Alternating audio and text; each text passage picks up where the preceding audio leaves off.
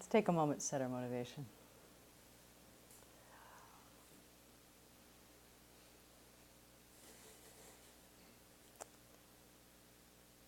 And just for a moment, let your mind leave the room you're in and go out and take a look at infinite numbers of sentient beings going about their business at 6 in the evening Pacific time. Driving home, making dinner, animals on the prowl for their dinner, other animals hiding so they don't become dinner, people watching the news, talking about their day, going for a walk, taking out the dog. Infinite numbers of beings in the realms that we can see and in the realms we can't see.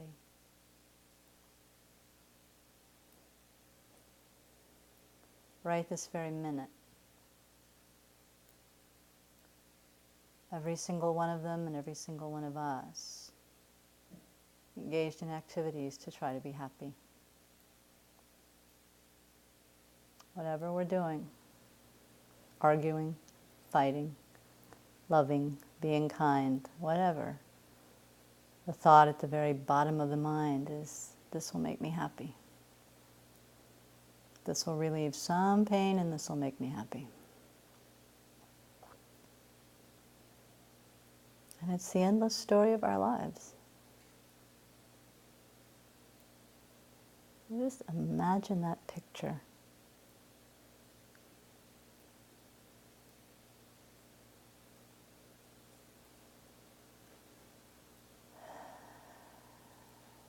And the sad part about it is that of zillions and zillions of beings, mostly in any moment we have no idea what really are the causes of happiness. As desperately as we want it, we're engaged in so much action that does not lead to the result we want. And this is the nature of cyclic existence.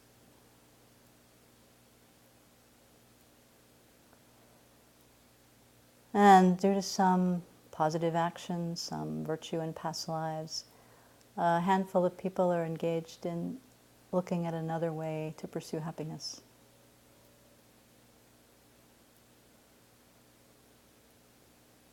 And we can rejoice in having this opportunity right now to think about the awakening mind, Bodhicitta,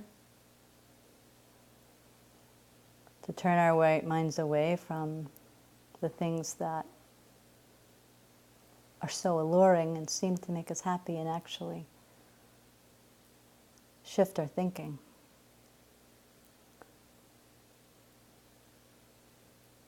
To really rejoice in that. But also to see that every single one of those beings is exactly like us, wanting happiness, not wanting any problems. Having been kind to us again and again and again and again. And so as we watch that picture of beings scurrying after happiness, let's let a feeling of appreciation for their kindness and a wish to help them arise in our minds.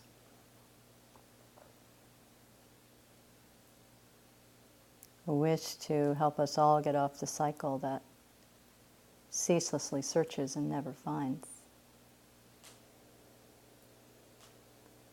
And to use this next hour to turn our minds towards developing bodhicitta, developing love and compassion for all beings. So much so that we set our aspirations on becoming Buddhas, so that we'll have the skill, we'll have the patience, we'll have the courage, we'll have the infinite wisdom and compassion required to benefit and transform all of that chasing after happiness into genuine bliss for all beings.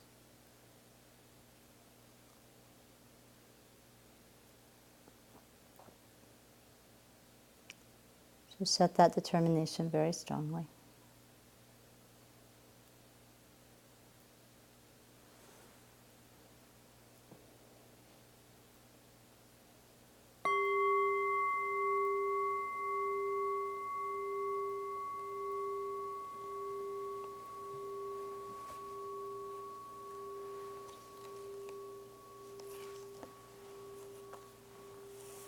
So, obviously, Venerable Children is still not here. I'm Chuni, Venerable Chuni, and we're in the process of reviewing how many years of teachings? 1.5 years of teachings in 4 easy lessons. So when we started doing this, I thought it was really a great idea, but having spent this time preparing for tonight's teachings, when we're covering so many months in about 55 minutes, I hope it's still a good idea. There's so much in this section, it's so rich, that as I was trying to condense it, I just gave up. And I thought, I'm just going to talk about it and get as far as I get. And you guys will have to go back and study your notes for the rest. It's the best I can do. But to tell you where we are, in fact, actually, there are people here tonight who have probably not received any of these teachings. So we're in a book called Mind Training Like Rays of the Sun by Nam Kapel, who is a student of one of the great sages of the Tibetan tradition.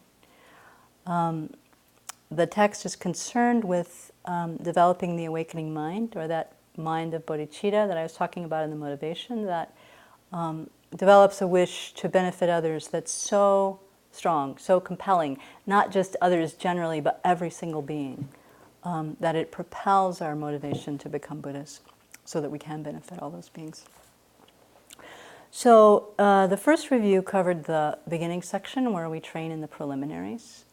So we assume as we start this that we've done that, so that we've done our meditations on precious human life. We've seen what an opportunity we have right now to progress along the path. We've done our meditations on death and impermanence and developed some sense that we need to practice the Dharma, we need to practice it now, and we need to practice it with a pure motivation, a pure mind. We've done our meditations on karma and its effects, so that we've developed some conviction that our actions do have results, that our negative actions result in our suffering, that our positive, virtuous actions result in our happiness. So we have some kind of, at least enough conviction to believe that we can create causes that will lead to our enlightenment. And we've done our meditations on the miseries of cyclic existence. We've really thought about how everything in cyclic existence is unstable, nothing is secure.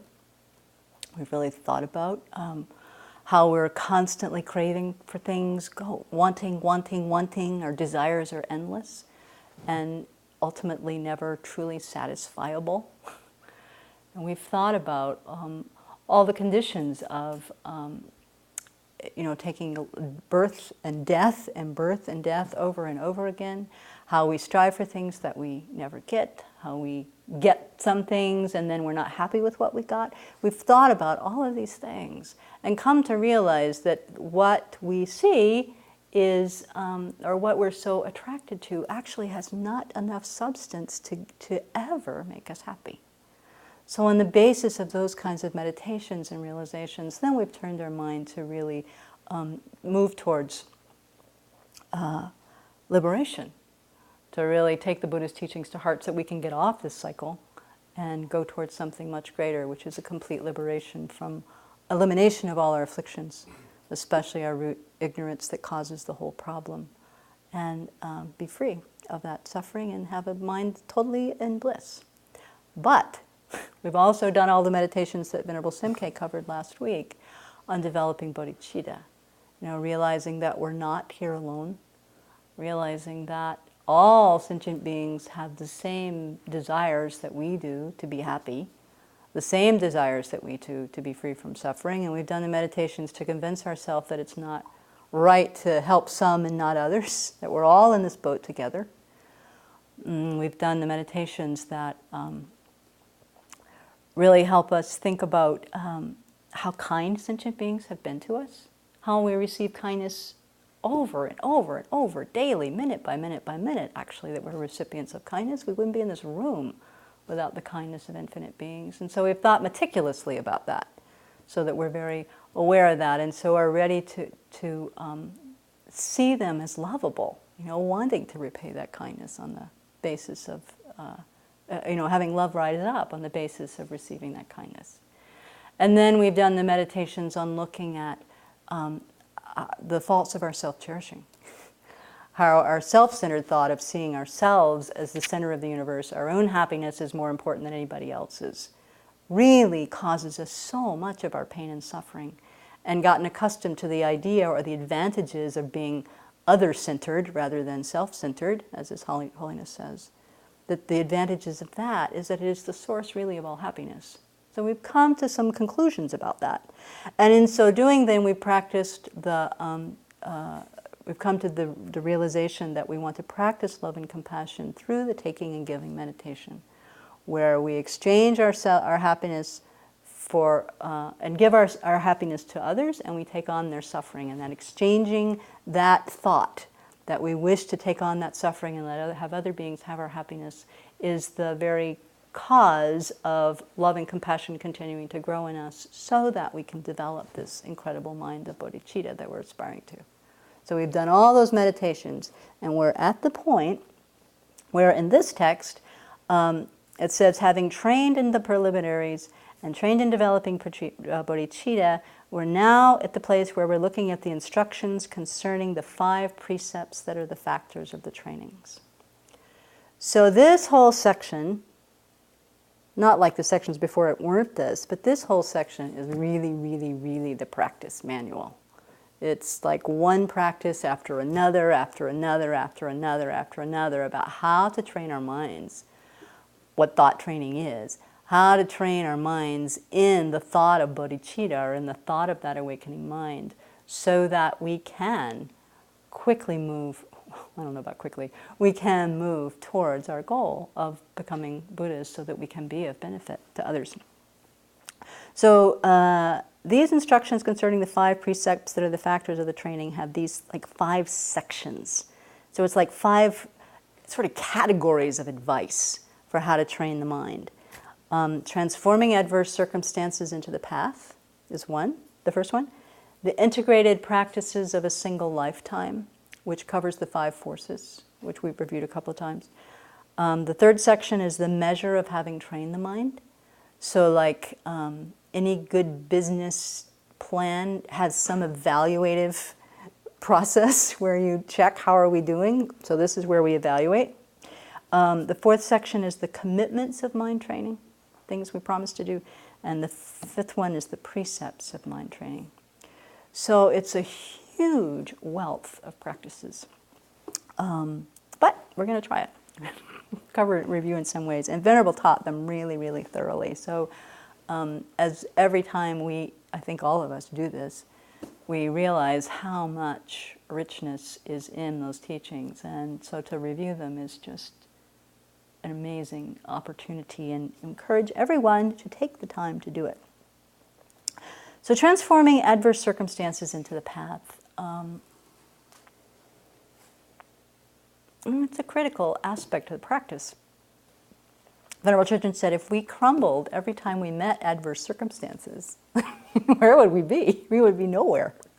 The text says, the root text, when the environment and its inhabitants overflow with unwholesomeness, transform adverse circumstances into the path to enlightenment. I don't think I brought Geshe Rapton's book.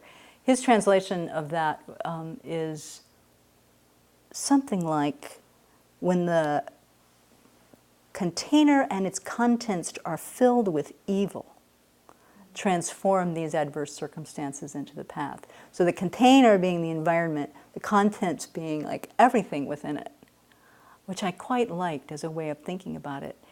It's thinking, he talked particularly even more than Venerable Chögyam did about this being a degenerate time, as been described. You know, that the world, the environment is filled with the results of the past negative actions of all of us. So the calamities of the environment, the earthquakes, the tsunamis, the oil spills, all results of the negative karma that we created in past lives. The diseases that we experience, the challenges we have with, that we can't recycle the plastic things that we have, that we think we need the plastic things we have, All of these in some way are adverse circumstances. And as Venerable Simke was saying in the Bodhisattva's Breakfast Corner today at lunch, every single day, every single moment of every single day, things generally don't go the way that we expect them to. I mean, sometimes they do, but mostly they don't. And all of these we can conceive as adverse circumstances.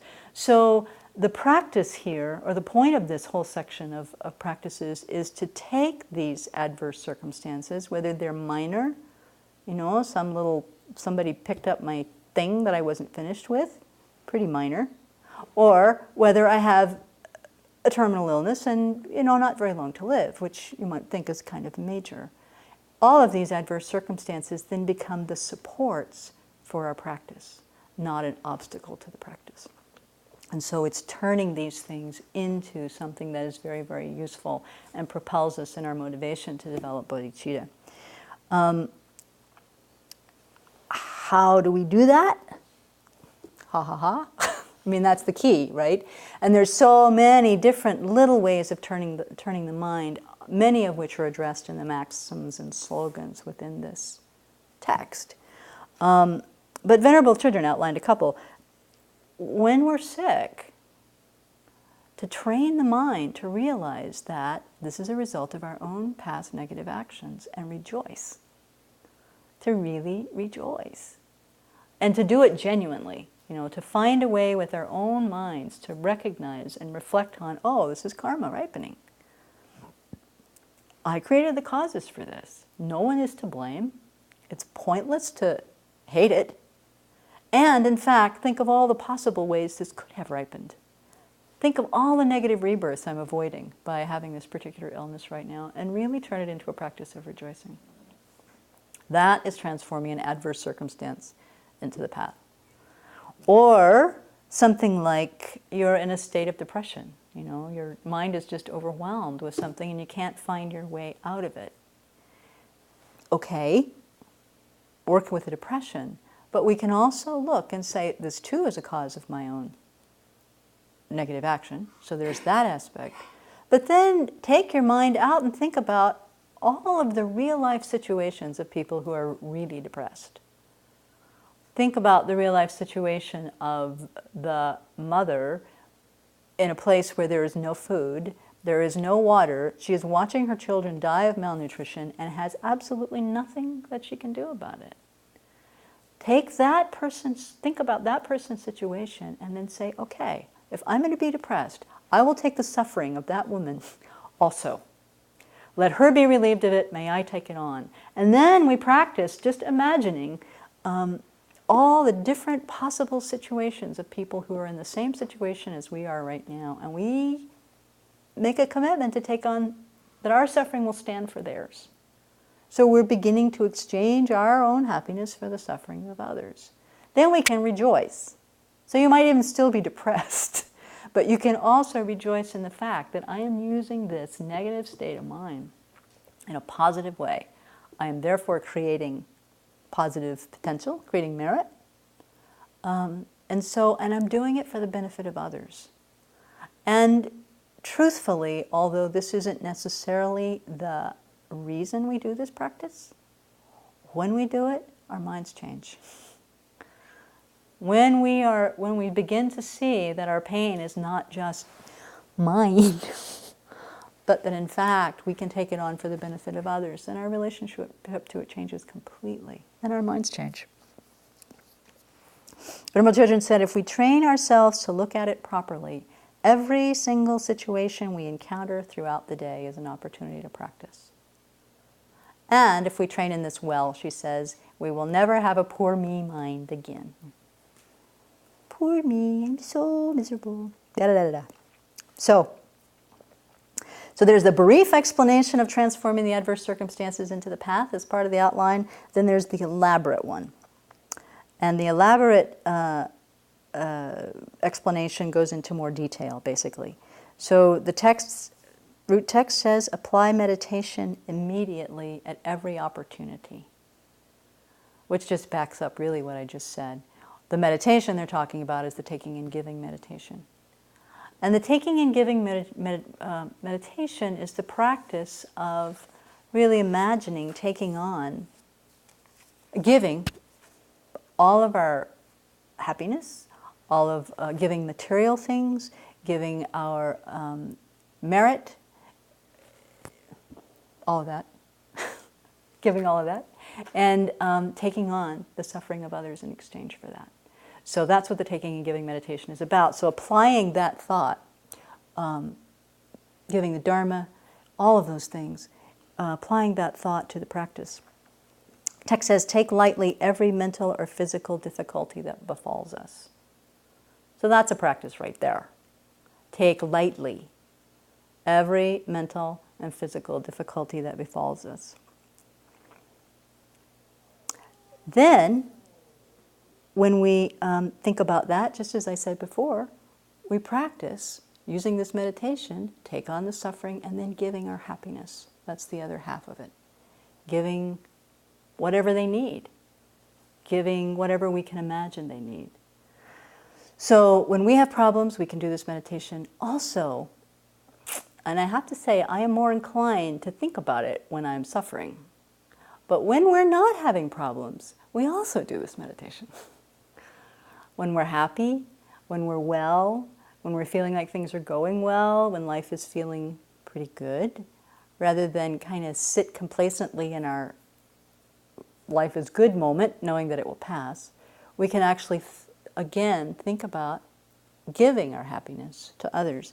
Thinking about, that this is the fruit of my own past actions. This is the result of having created positive potential in the past. And so it helps reinforce our commitment to create virtue now, to keep it up, because we want to continue to have these kinds of circumstances. So that's one thing that supports our practice. And then we can also use it to think, kind of help keep our minds sober when we're happy, to look at others suffering and think, in the snap of a finger, I could be in that same situation. This does not last. And so use that as to train our mind in order to think about giving our happiness to others. Or to look at, when we're feeling good, to really look even at animals, and think about, gosh, Venerable was quite poignant with this, about looking into the eyes of the kitties and thinking that was a human being at some point. At some point they had the capacity to think and will again, but right now this mind is so obscured by ignorance, and how would that feel? So to wish to be able to take on the suffering of even that ignorance and give them all your happiness. So it works both ways, this practice of taking and giving. Lama Zopa Rinpoche has a really wonderful book called Transforming Problems that I highly recommend in exactly figuring out the many, many different ways that we can transform our adverse circumstances into the path. So that's well worth studying. So the next section is relying on the excellent practices of accumulation and purification. Taking the adverse circumstances into the path by relying on these practices of accumulation and purification. So the text says the supreme method is accomplished by 4 practices. The supreme method meaning the developing of bodhicitta. The 4 practices are accumulating merit, purifying negativity, making offerings to evil spirits, and offering ritual cakes to religious protectors and seeking their help. So these 4 practices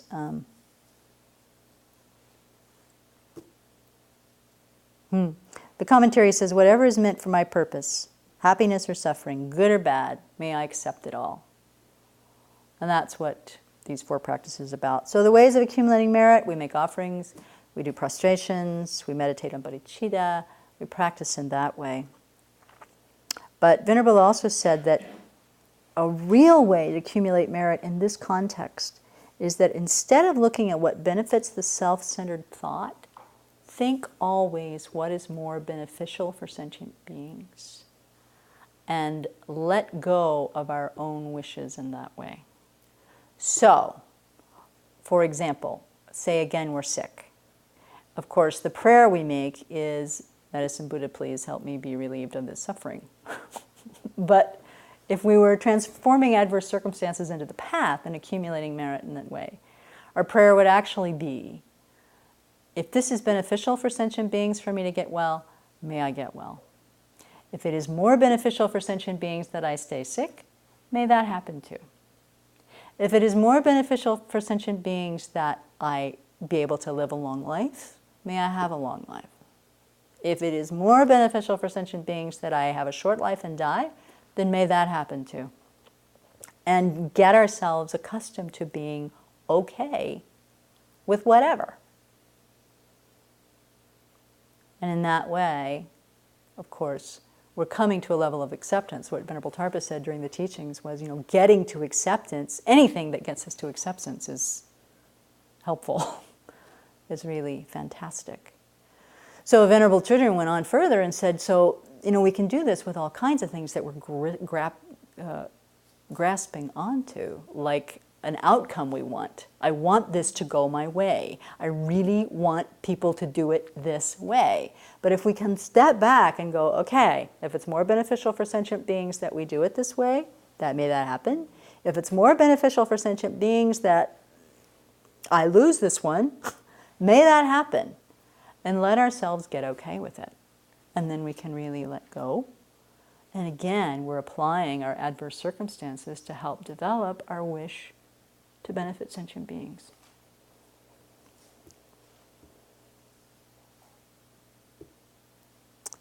Yeah, she said she talked a lot about it being important for the tight mind, to be able to use this kind of practice for that.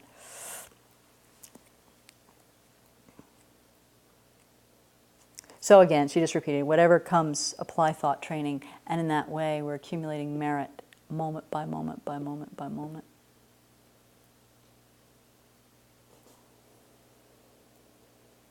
Then purifying negativity is the second one.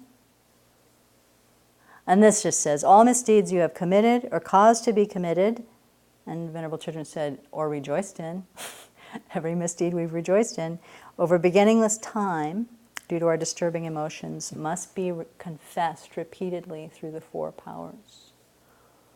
So here we do this, every day when we're doing our 35 Buddhas practice, or we're doing our Vajrasattva practice, applying the four powers of regret. And then what Venerable calls repairing the relationship, relying on the very things that we've harmed. So the three jewels, or developing bodhicitta for the sentient beings, or renewing our refuge in relation to the three jewels. Then making a firm resolve not to do the action again, and then engaging in a remedial action of practice, or making amends in some way, or doing some kind of public service, or some remedial action that kind of helps erase it. It feels like, kind of clean the plate.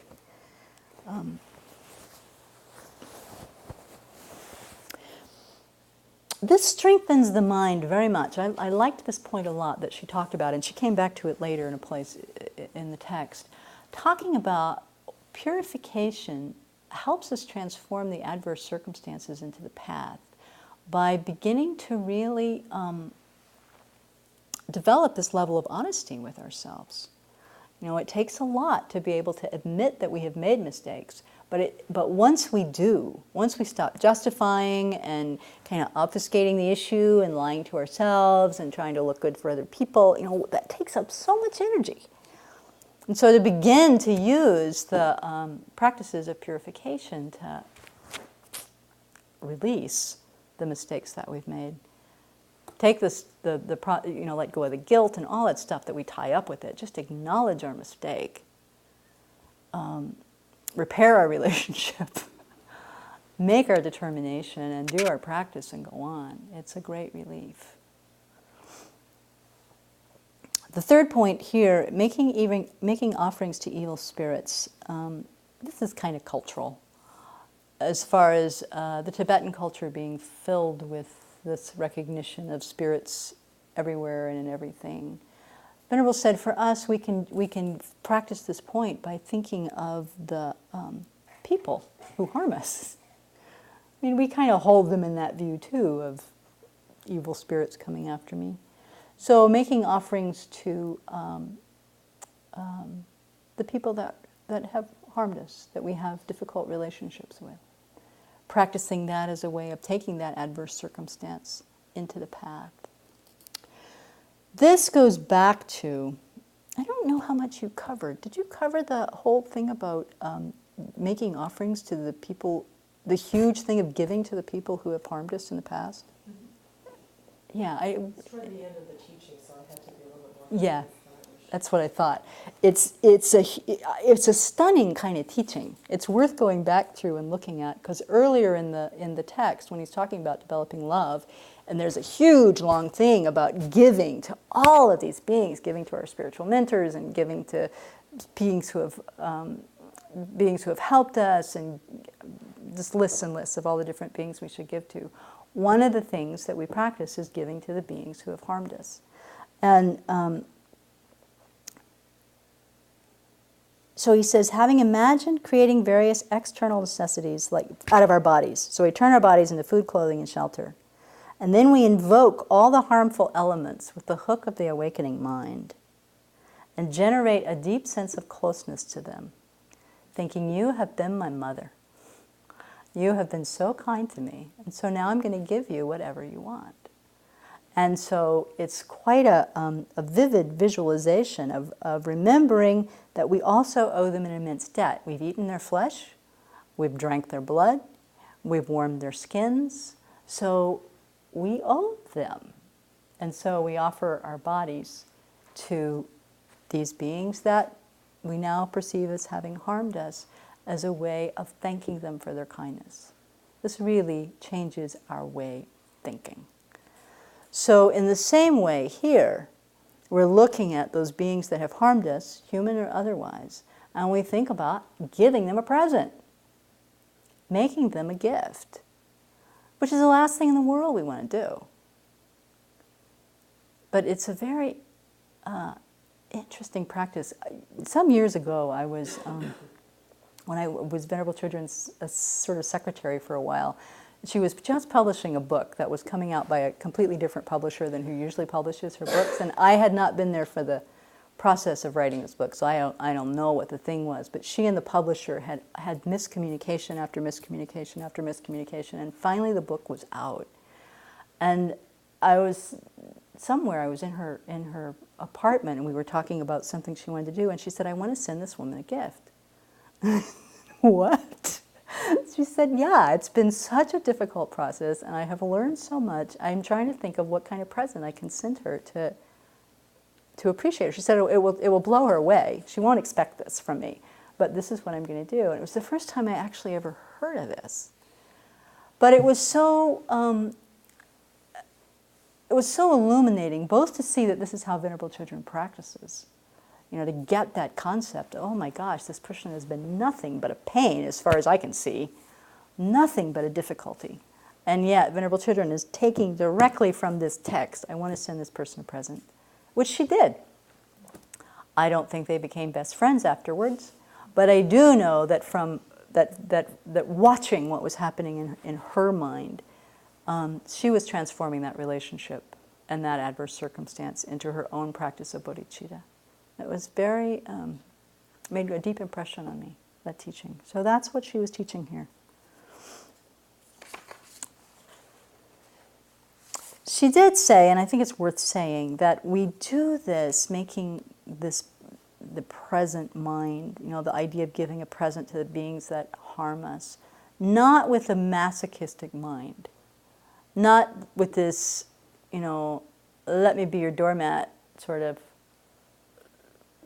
rolling over and showing our throat like little wolves in a pack. It's not that.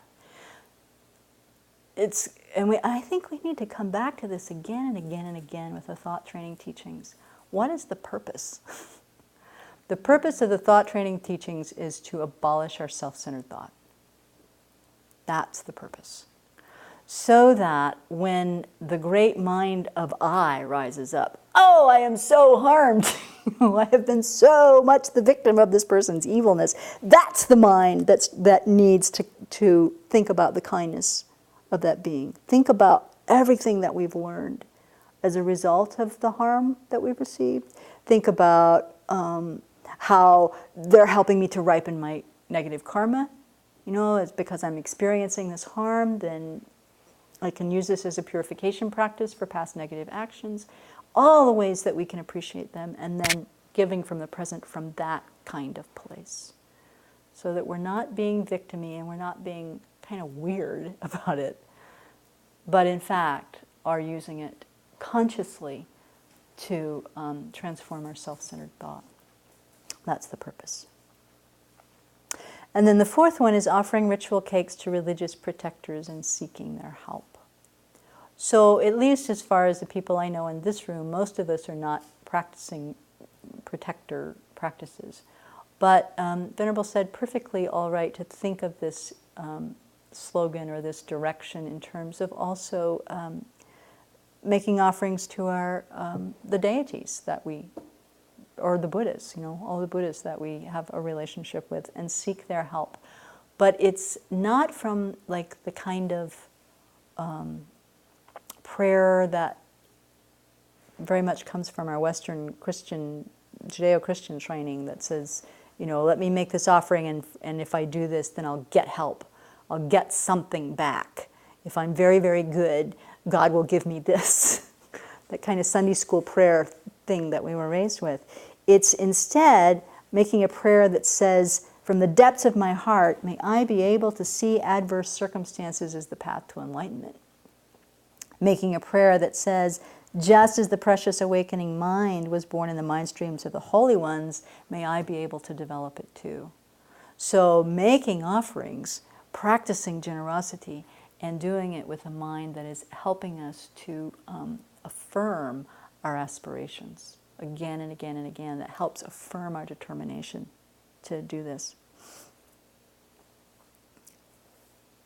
So Venerable was saying, what a strong mind we get from doing these kinds of practices. You know, you can really see that part of the benefit of the whole way of thinking of transforming adverse circumstances into the path is that it increasingly develops our capacity to take on more and more and more difficulty and not be burdened by it. And that leads us to the possibility of being able to take on more and more and more of the difficulties of other beings. So it just like exercises that muscle of being able to, I mean, a mind that is big enough, someday, big enough to see the suffering of every single living being throughout all limitless space and not be touched by it, because we know something else. And be so, but not touched in a negative way, but touched by it so that we spontaneously wish to benefit over and over and over and over and over. So it makes the mind very, very, very strong. So that's the whole section on using adverse circumstances to train the mind in bodhicitta. So then we move into the section called the integrated practice of a single lifetime. And that's the teaching on the 5 forces. There's a teaching on the order of the 5 forces that we use during life, and the teaching of the 5 forces that changes a little bit differently at the time of death. Both of these sections have already been reviewed once. Venerable Tarpa did the 5 forces in life, and Venerable Jigme did the 5 forces at death. And then Venerable Children at the Memorial Day retreat we just had on death and caring for the dying also gave a very nice, concise teaching on the practices of these 5 forces at the time of death, which is on the website. It's at the YouTube site. No? On Blip TV. It's on the Blip TV site. And it's at the Memorial Day retreat, which was May 2010, and I think it's well worth looking at. So I'm not going to talk about those at all, but I am going to go back to go over the integrated practice of a single lifetime in terms of the 5 powers during our lifetime, because it's so, I mean, everything is contained in it, I think. And so to begin to train our mind, get familiar with this outline of the 5 forces really does help do exactly what the title says, which is integrate all of the practices into our lifetime. That's what this is about. So the 5 forces are the power or force of intention, the force of the virtuous seed, force of destruction, the force of aspiration, and the force of familiarity. So the force of intention encompasses 2 main things that we want to cultivate continuously. 2 intentions to hold firmly. Very strong. I love the way they said this in the book. Not even for a moment, until I die, not this month, and definitely not today, will I let the emotions that arise from self-grasping dominate the actions of my body, speech, and mind. That is a really strong I will not. Really strong.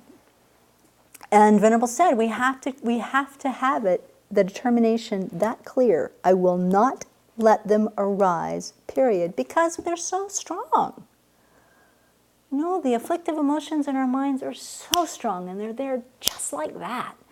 So to have something really, really strong that keeps our intention present helps us follow through on it. Otherwise, it becomes a nice idea. And I know I have spent years practicing with this being a nice idea. I'm totally now convinced that the determination to absolutely not let this happen is what it takes to begin to overcome the afflictions in the mind. So that's the first one. And the second motivation that we need to set is that we need to realize that we have the conditions to develop bodhicitta now, so to set them again, so that we have them again and again and again as long as we need to until we reach enlightenment, requires the same level of determination. So I will not this day, not this month, not this life, ever be separated from the practice of bodhicitta. And to awake with that idea in our minds, I will not let the afflictions take me over. I will not be separated from the practice of bodhicitta. And then to check up at night how we did. And so to do this again and again and again and again and again by the power of our determination. Geshe Rabten, who wrote Advice to a Spiritual Friend, it was a commentary on the thought training. I went to him for quite a few of these things as I was studying. One of the things he said is these 2 motivations should be maintained until we achieve the awakened state, because they are the soundest basis for all activity. Now that's very interesting. So that's our sound basis. If we use the determination not to let the afflictions overtake us, and we use the determination never to be separated from the thought of bodhicitta, that's the basis upon which everything else arises. Makes sense. It really does make sense. It kind of leaves, if the afflictions aren't arising, we're not engaging in negative actions. We're not, going down the wrong path. And if we have the determination not to let them arise and they get out of control, which they do, then we're cultivating the mindfulness and the introspective alertness that catches it because of the power of our determination. There's a quote from the King of Meditative Concentration Sutra which underscores this. It says, the more a human being analyzes something, because the force of his thought is focused on it, his mind dwells on it more strongly. I messed it up. Let's say it again. The more a human being analyzes something, because the force of her thought is focused on it, her mind dwells on it more strongly. So that's the power of setting that determination. Because our mind is focused on it, we really integrate it. We really use it again and again and again. So the second power is the power of the virtuous seed, which we talked about before, actually. The power of virtuous seed is the power of creating merit. And how that power helps us enhance, or helps us create bodhicitta where it hasn't arisen, and really enhance and kind of nourish what has arisen in our minds. We continue to create positive potential. Because we need this fertile mind in order for these things to arise in it. We can't just take our old, habitual, rocky, filled with garbage mind and expect this beautiful flower to have a lot of fuel. So we create the possibility for it to be fed and nourished by practicing all the things that create merit in our minds. So this, again, training in the preliminaries. When we have the conviction in karma and its effects, when we really have some feeling for the fact that that our positive actions really do bring about this positive result, that's when we get the power of this virtuous seed and are more and more compelled to do these practices. So, practicing generosity, keeping ethical conduct, practicing meditation, giving material, offering service, serving the teacher, studying the Dharma, doing the thought training, all these things. Every time our mind is turned toward virtuous activity, we're creating merit. So there's lots of ways to do it, and lots of opportunities in the day to do it. And we have to have the intention that wants to do it. Oh, I want to create virtue, that delights in taking virtue. The other side of that is the power of, or the force of destruction. It's a very strong word, force of destruction. In the text, they actually call it the force of remorse.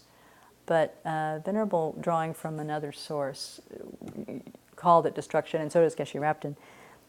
It means we want to destroy or counteract all the things in our mind that are counter to bodhicitta. And so we do want to destroy them. It is a force of destruction. The commentary says, remembering the disadvantages of the disturbing emotions, we should protect ourselves from being overwhelmed by them. So here, Venerable was very clear about how we should do this practice. We can't just go, I hate my afflictive emotions. Bang, pow, pow, pow, pow. I mean, we've all tried that. It doesn't do anything except give us a sore head, and it may actually sort of fuel the other kind of affliction. It does not work. We have to do the meditations where we reflect on the disadvantages of the negative emotions, where we reflect on the disadvantages of the self-cherishing thought, and then we have to reflect on the advantages of their opposite. So we have to look again and again and again. What are the disadvantages of anger? How is it that it destroys my merit? How is it that it destroys my relationships? How is it that it makes me say and do things that I'm ashamed of later? All the things that anger does. And then what are the positives of its opposite? Well, if I have love and compassion for other beings, my mind is more at peace. If I have love for other beings, then they like me, which is the goal I have in mind anyway. If I have love for other beings, then everyone is happy. It's a happier environment. I am contributing to a place that people want to be in rather than a place that people don't want to be in. All of these advantages and disadvantages we think about again and again and again and again. And once we have again convinced ourselves that it is more beneficial to overcome the affliction, that's when the practicing the antidotes and so forth comes naturally. We really want to do it. We do it. And that's when the change starts to happen. So it was so very, very clear. It helps take the should part out of our practice, which can, I think, really mess us up. We can really get into this, I want to be a good person, and so I should eliminate my anger, and then we just get tied in knots about it. So this, this thing about thinking of the advantages and disadvantages of the afflictions, each of the afflictive emotions, and the self-centered thought also, separately, is the power of destruction itself. Then we overcome it. Also relying on the mental factors of integrity and consideration for others. So we set this ideal, I am a spiritual practitioner, I see myself in that way, and so my own values are such that I don't want to behave in that way. Or I see that it's not it's a bad influence on others if I behave in that negative way. And so out of consideration for them, I also want to overcome this thought. So there's many different ways of thinking about this thing that leads us more naturally to want to overcome the afflictions rather than just bash ourselves on the head, which is useless. The fourth power is the power of aspiration, where we make prayers of aspiration or determination, as we said before, that by the force of my effort, that all sentient beings, including myself especially, will develop the bodhicitta mind. And again, Venerable said, we make aspirations all day long. You know, we look at the lists of what we're going to do today. Those are aspirations. And depending on the level of determination we have, you know, if it's on my list to go out and plant the chard this afternoon for winter, if I have a really strong determination to do that, it will get done. So if I have the same level of determination around my aspiration to develop bodhicitta, it will get done. I probably won't have bodhicitta in the same amount of time that we will have chard, but longer term goals, we can have longer term goals. And then the fifth one is the power of familiarity. So that particularly getting familiar with the practices, the meditations that are all parts of equalizing, exchanging self and others, and use them in all circumstances. At some point during this teaching, I don't know when, Venerable suggested that we memorize the steps to developing bodhicitta, both the 7-point cause and effect method and the steps to equalizing, exchanging self and others. And when we wake up in the middle of the night, to recite them to ourselves. To use that, just thinking about the steps for how this is done. That is a practice of familiarization. So not just to recite them, but to get familiar enough that we really know them and can apply them when situations arise. Geshe Chekawa is quoted here. He says, "The mind that is full of faults has one great quality. It does what it is taught." It is so true. It does what it is taught. So the more familiar we become with all of these aspects of developing bodhicitta and all of these little major chunks of how we develop bring adverse circumstances in the path, how we use the 5 forces to integrate our practice in daily life and so forth. The familiarity is what makes it happen. Okay, I have 7 more minutes, and I think 7 more pages. The measure of having trained the mind. Okay, how do we know when the mind training has worked or is working? So the text says, integrate all the teachings into one thought.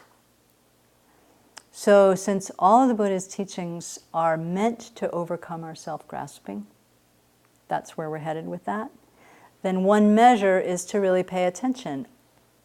Am I moving more towards self-grasping and self-centered thought, or am I moving more away towards the self-grasping and self-centered thought?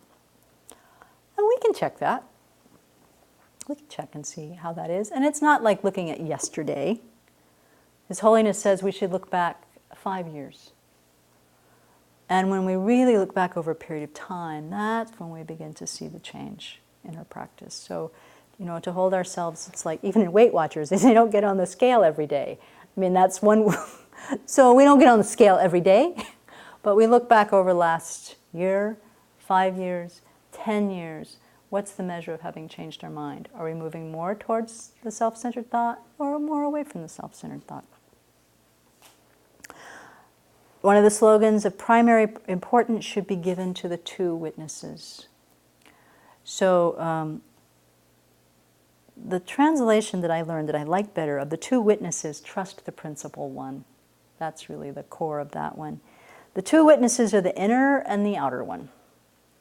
So Geshe Rapton said, if our practice is developing well, then it will show. Our behavior will improve. Other people will notice. And we may get feedback about that. But it's not necessarily reliable or helpful. We can put on a good front. We can look like a practitioner but not act as one. We're capable of that. And further, Venerable Children pointed out that sometimes we get praise for our improvement, and it's not very helpful. That sends us right down the path of pride or complacency. So we stop practicing and we just puff. So that witness, although it's useful to get the feedback, is not the reliable one.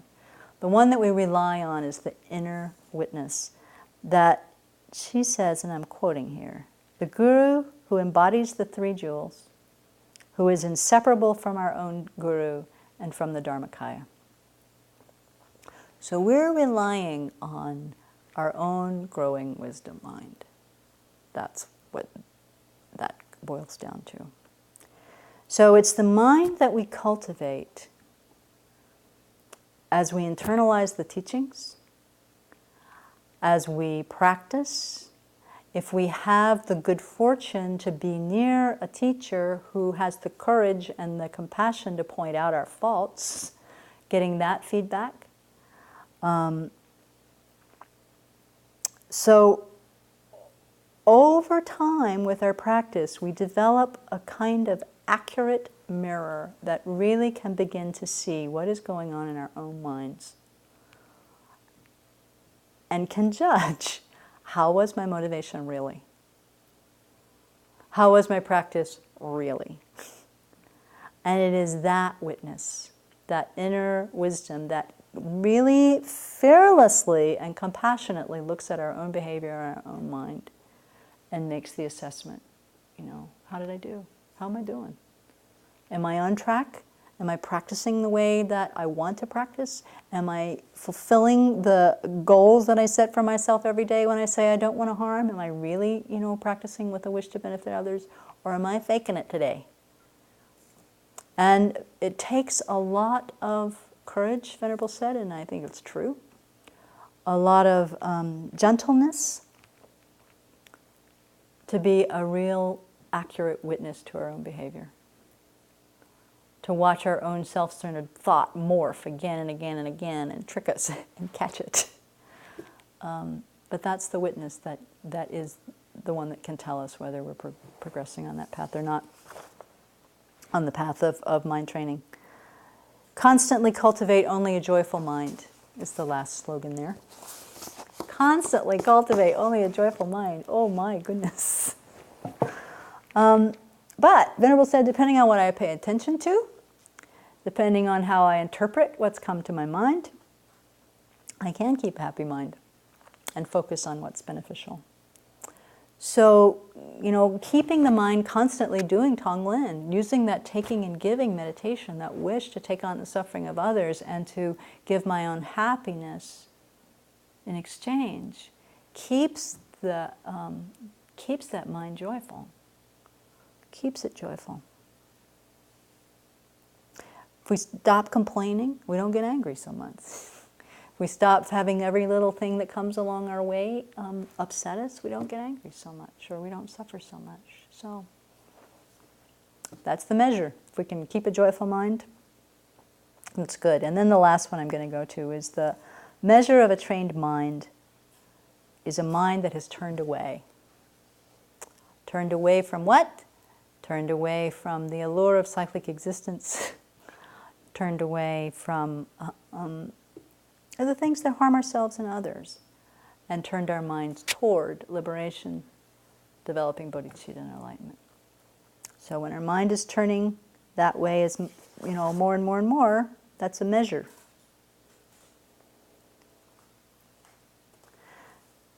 And the last one in this section, the trained mind retains control even when distracted. I love this metaphor.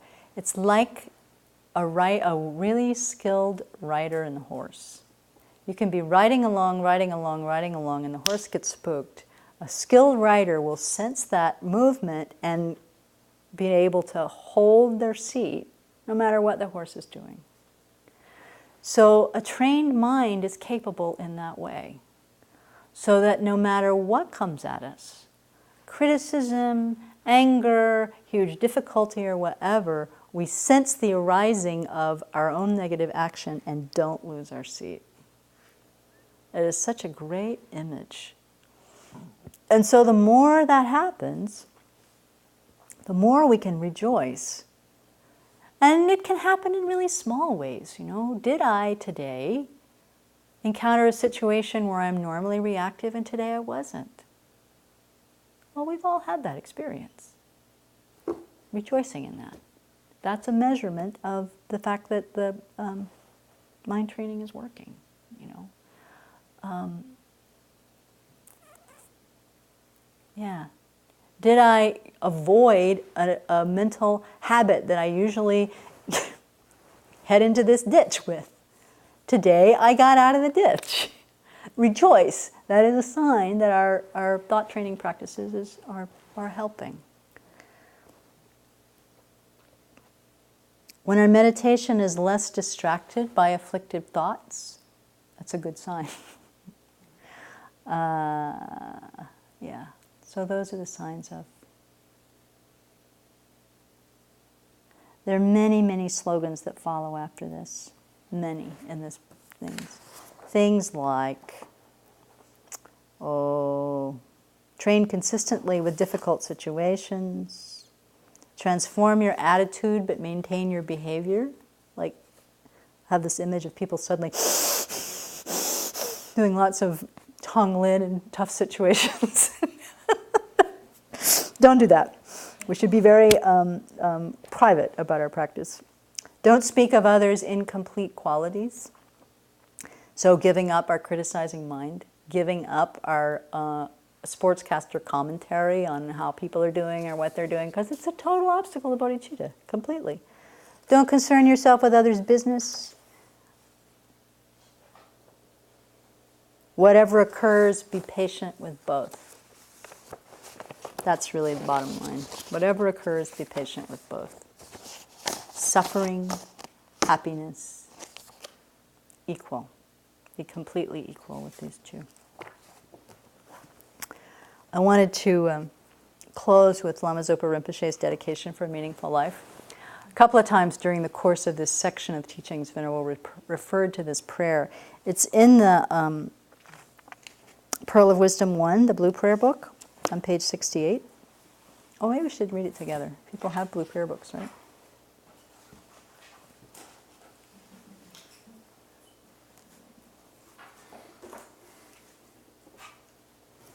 I'll just do it.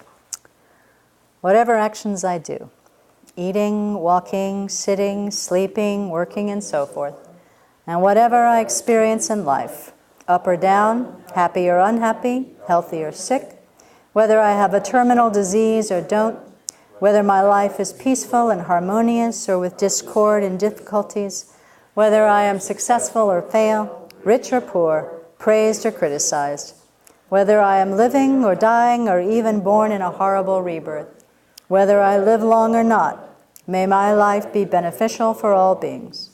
The main purpose of my life is not simply to be rich, respected, famous, healthy, and peaceful. The meaning of my life is to benefit all sentient beings. Therefore, from now on, may whatever actions I do be beneficial for all sentient beings. May whatever I experience in life, happiness or suffering, be dedicated to actualizing the path to enlightenment in my mind. May my actions and experiences cause all sentient beings to attain full enlightenment quickly. So, if we can, not if we can, we can apply these principles, these thought training principles, and integrate them. I like that thought of integrating them into every moment of our daily life. It really is possible. I am now convinced. I wasn't always, but I am now convinced that it really is possible to take every single moment into the path, every single moment into developing bodhicitta. And this is the textbook. The mind training teachings are the textbook for how to do it. So next week, Venerable Jigme will do the final section of the book, Brave Woman That She Is.